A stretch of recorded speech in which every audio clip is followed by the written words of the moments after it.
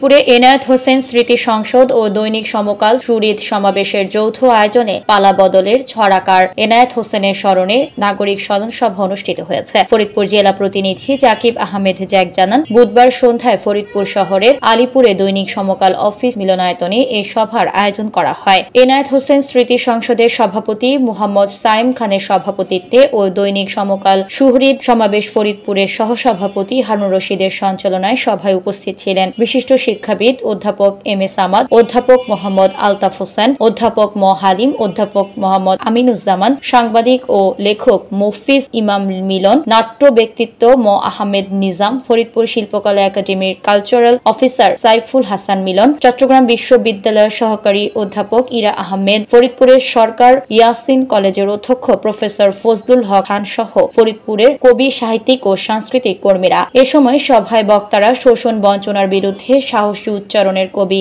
এনায়েত হোসেনের জীবন ও কর্ম নিয়ে বিশদ আলোচনা করেন। কবি এনায়েত হোসেনের স্মরণে ছড়া ও কবিতা পাঠ করা হয়।